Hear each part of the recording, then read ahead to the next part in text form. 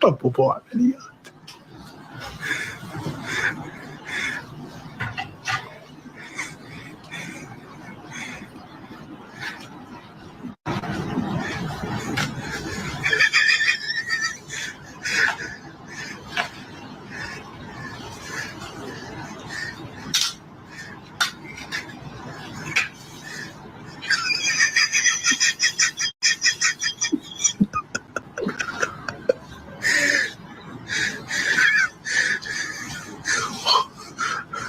هذا الطلب كله كثر لك كثر.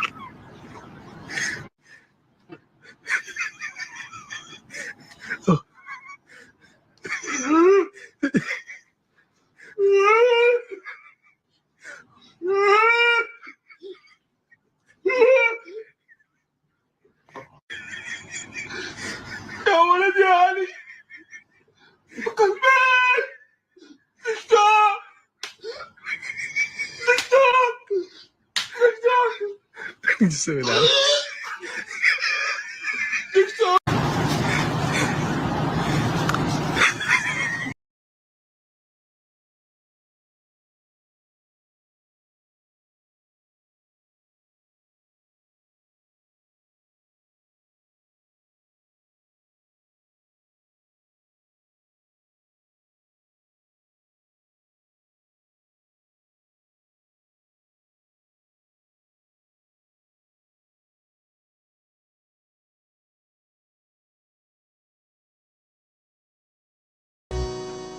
We'll be work yeah. Don't want like you fast asleep. Reply tell us say rise and trim your life, yeah. Here's a message on your seat.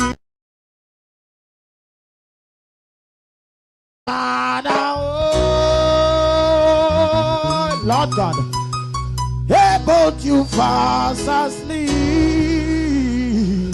Rise and trim up your lamp.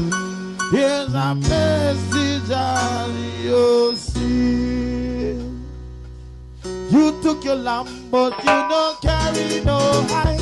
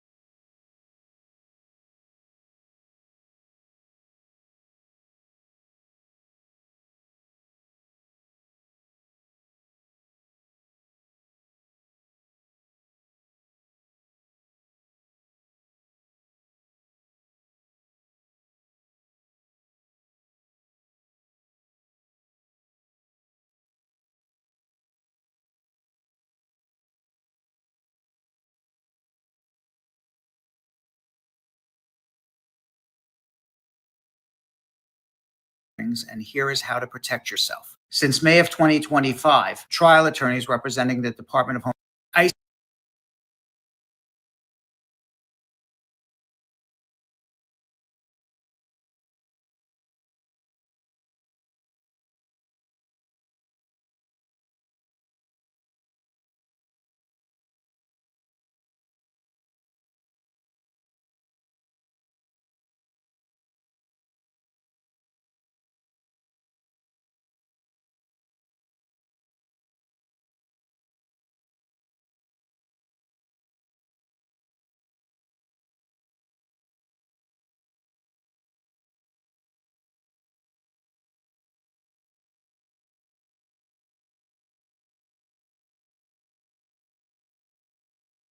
ICE is arresting people at their immigration court hearings, and here is how to protect yourself. Since May of 2025, trial attorneys representing the Department of Homeland Security have been requesting immigration judges to terminate deportation proceedings. And in many instances, when they do, under the law, ICE can arrest and summarily deport. So who is at risk? Anybody who entered the country without inspection and can't prove that they have been in the United States for at least 2 years. Anybody who has been paroled into the United States of America, including through the CBP-1 app. What to carry? Photocopies, not originals, of proof you've been here in the United States for 2 years. Leases, utility statements, bank statements, medical or school records, employment records. Keep them saved in your phone. If ICE does catch you, say these words clearly. I am afraid to return to my home country. I would like a fierce screening interview.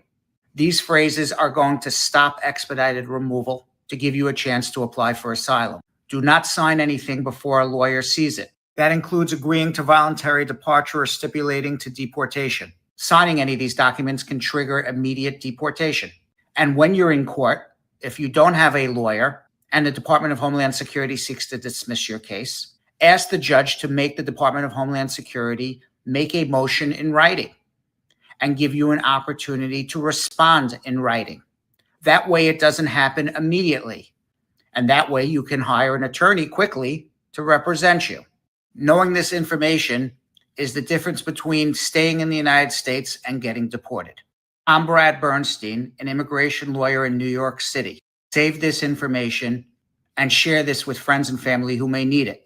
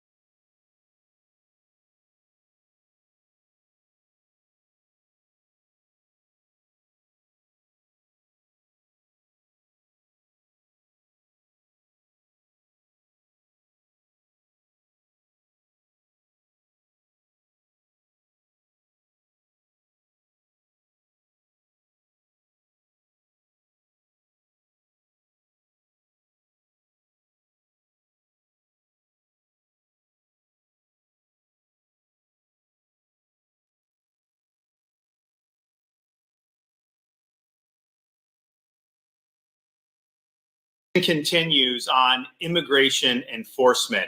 The media was giddy that somehow Alligator Alcatraz was, quote, shutting down. And we told them that that wasn't true. There have been illegal aliens continuing to be there and being removed and returned to their home country. But they ran with the narrative because some leftist judge ruled implausibly that somehow Florida wasn't allowed to use our own property to help the federal government in this important mission because they didn't do an environmental impact statement. Well, we said we would fight that. We said the mission would continue.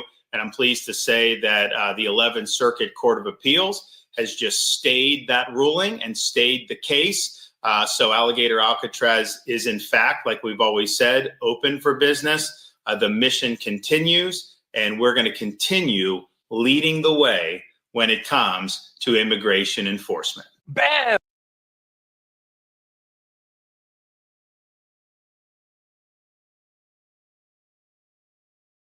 Let's go, let's go, let's go. Let's get all these third world migrants sent home. Sent home. What could be nicer than going home? There's no place like home. Welcome, everybody, to another episode of the Andrew Branca Show. I'm so pleased that you're all here. Man, I have a ton of stuff to cover with all of you today.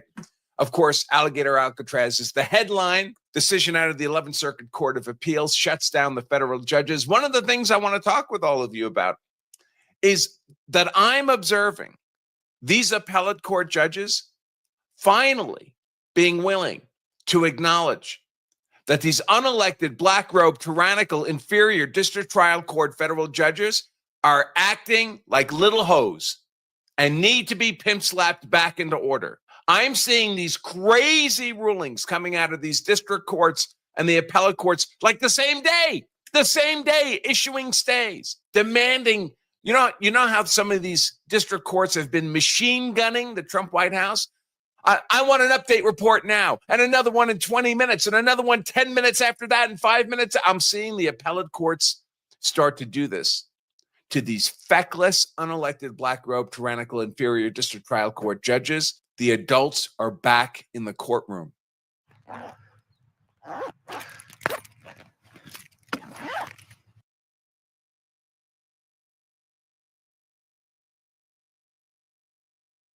At this.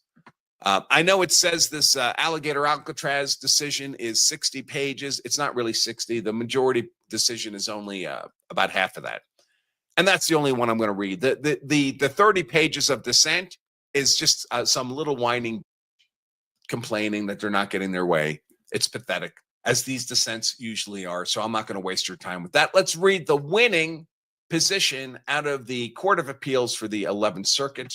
By the way, can you just tell this is some progressive Marxist left-wing Trump deranged organization, Friends of the Everglades and Center for Biological Diversity. And of course, some losers, some Native Americans versus the United States of America. I'm on the side of the United States of America.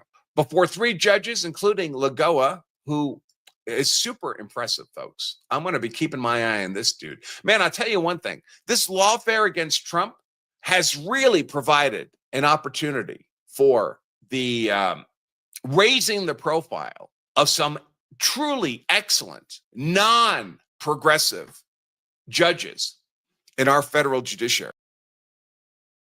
Given an opportunity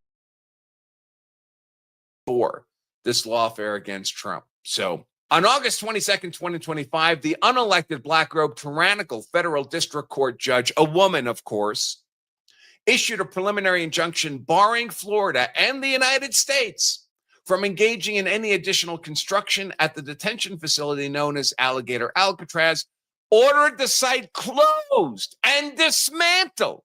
Can you imagine the arrogance, the assumed power of these unelected black-robed tyrannical inferior district trial court judges, supposed to be the apolitical branch of government, Article 3 branch of government, the least accountability to the political will of the American people, ordering the federal government, the president of the United States, about as if he were a clerk in her court, not just ordering the site closed, ordering the site dismantled within 60 days. Of course, the state and federal defendants filed an appeal, asked for a stay of that injunction. By the way, remember what these injunctions are supposed to be doing.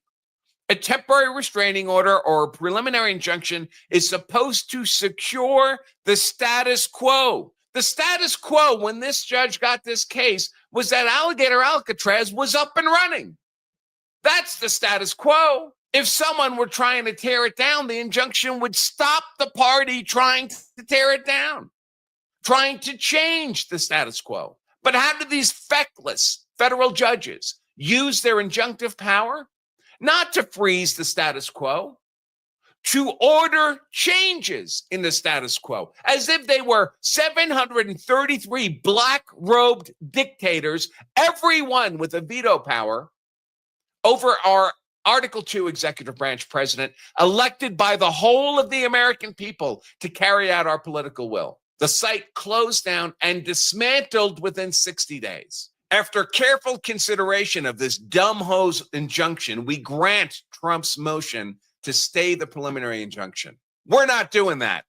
Homie, factual procedural history. Governor DeSantis declares a state of emergency. On January 6th, DeSantis declared a state of emergency in the state of Florida, directing state law enforcement agencies to take necessary actions to protect Floridians from the impacts of mass illegal migration into the state. Quoting DeSantis, unauthorized alien interdictions in and around Florida have risen to alarming levels not seen for decades.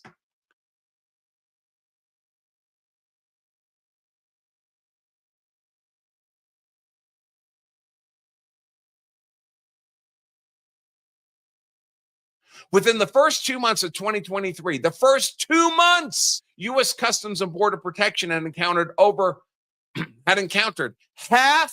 half a million people. Those are the ones they encountered, folks. Governor DeSantis declared that this heightening immigration crisis was overburdening law enforcement, creating a danger for Floridians. Yes, it's a third world migrant invasion, facilitated, of course, by President Joe Autopen Dementia Biden and the Democrats, who are compelled to import a third world constituency because American citizens will no longer vote for them and their insane progressive policies. As part of the statewide emergency and authorized under Florida Statute 25236, Governor DeSantis empowered the Florida Division of Emergency Management to seek direct agreements with the federal government to meet this emergency, directed all local, state, regional agencies, including law enforcement, to identify personnel needed for response, recovery, and mitigation of this emergency, suspend the effect of any statute, rule, or order that would in any way hinder or delay any mitigation, response, or recovery of this invasion of third world migrants.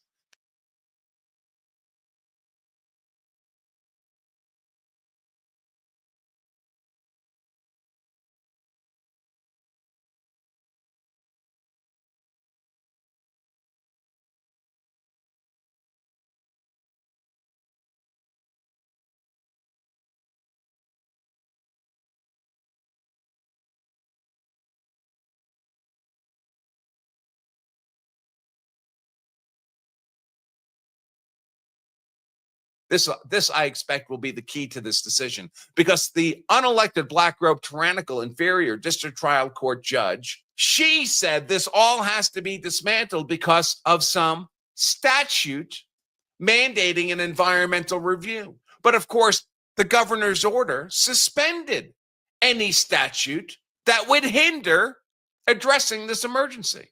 Construction of Alligator Alcatraz, June 23rd, Florida Department of Emergency Management used those emergency powers to build a detention and deportation facility for illegal migrants, Alligator Alcatraz.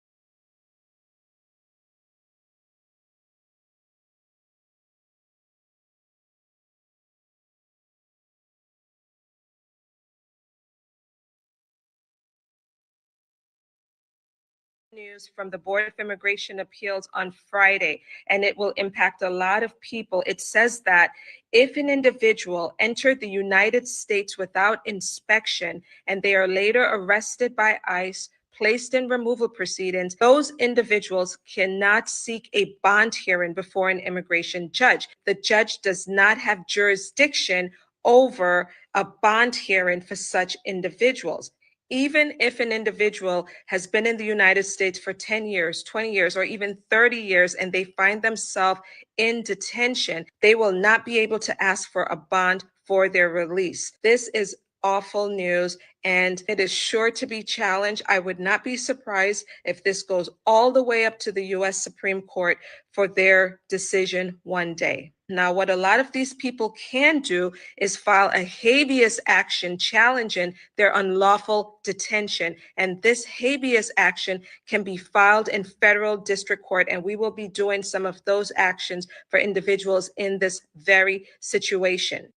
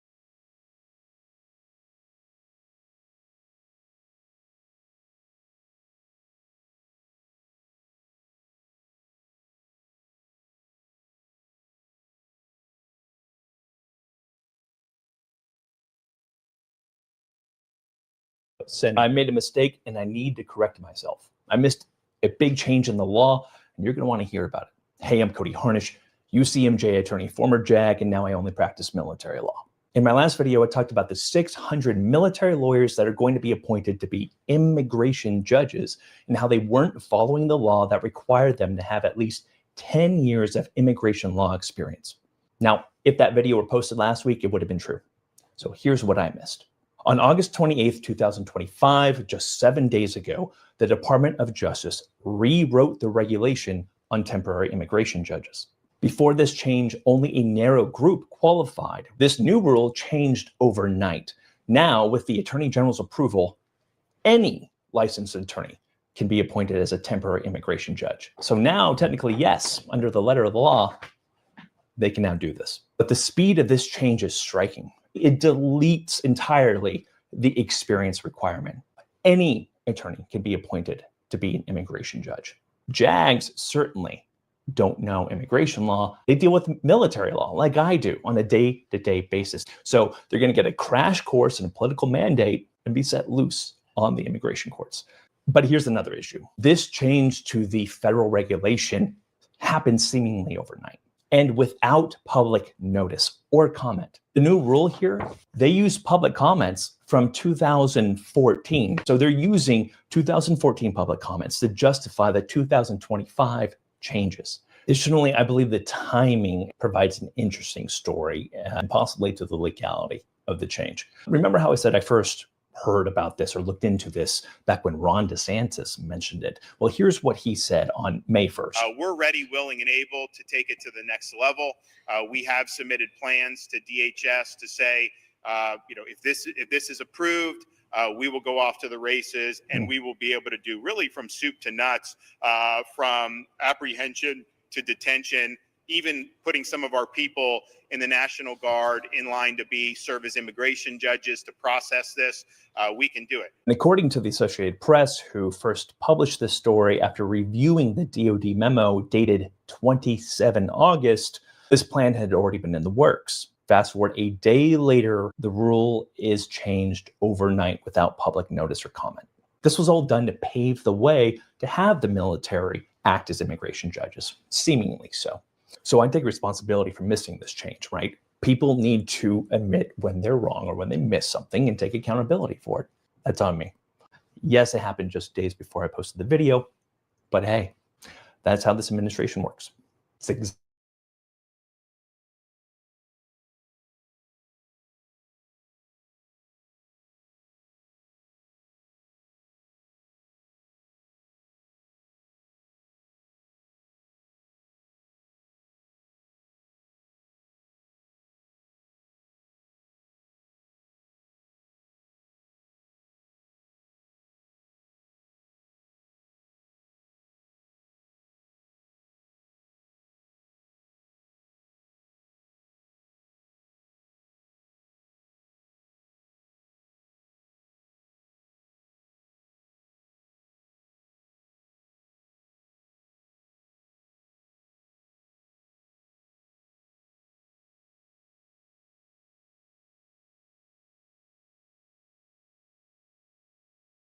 way for roving immigration patrols around the entire United States. Agents can now stop people based on their skin color.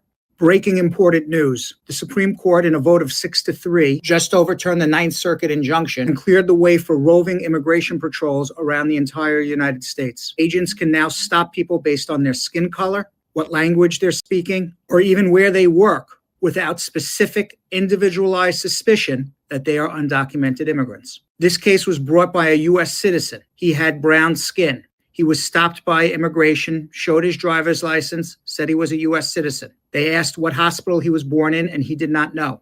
They then slammed him to the side of a wall, handcuffed him for 20 minutes until they realized, in fact, he was a U.S. citizen. This is exactly what the Fourth Amendment is supposed to protect us against: unlawful search and seizure. The lower courts found a mountain of evidence that this violated our constitutional rights. The Supreme Court seems to keep protecting Donald Trump and his administration. For nearly 50 years, the law was very clear. In U.S. v. Burgoni Ponce, decided in 1975, the court ruled that roving patrols cannot stop people just because they suspect they're Mexican. They need something more. Now that case is apparently overturned. Now, this is not the last word on roving immigration patrols. All the Supreme Court did was stop the injunction and allowing Department of Homeland Security to continue roving patrols while this case goes through the courts, which may take 1, 2, or 3 more years. But we already know which side the Supreme Court is leaning to.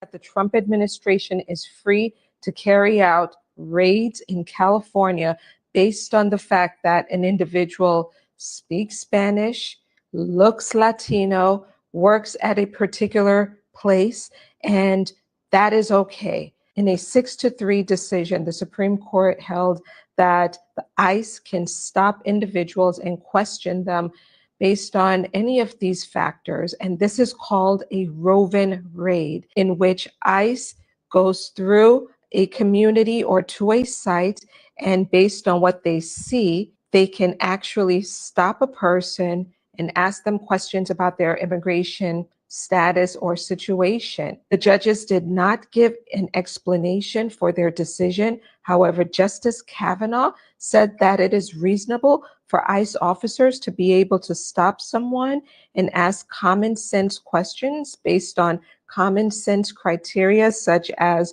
their employment at a day laborer site or construction site, or their limited English proficiency. Those are reasonable criteria that should be used for ICE to determine who to question. You guys probably recall that the federal judge had stopped ICE from being able to do this because the judge said that this is unconstitutional and you cannot use race and some other factors when you're deciding who to stop.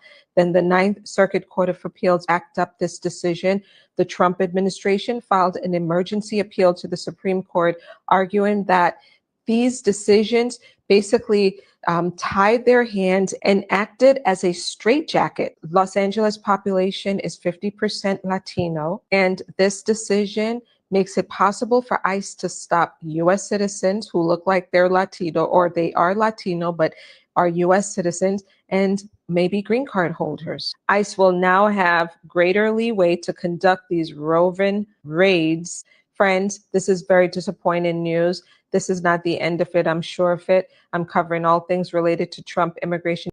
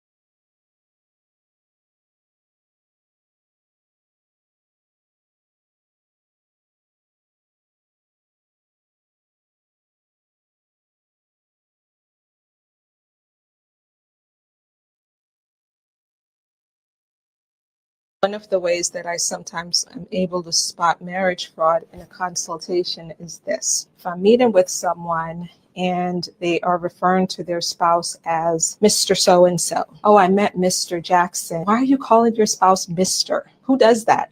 Marriage fraud context. Guys, immigration is cracking down on marriage fraud. Stay away from it. Do not be an example that they will put out there on Facebook. Don't be their poster child for this, all right? Be very careful. Don't get involved in it. And some of you come to us after you've done that, and now you're trying to get us to help you clean it up. Some people we could help, other people we cannot help. Just, guys, be very careful with what you're doing.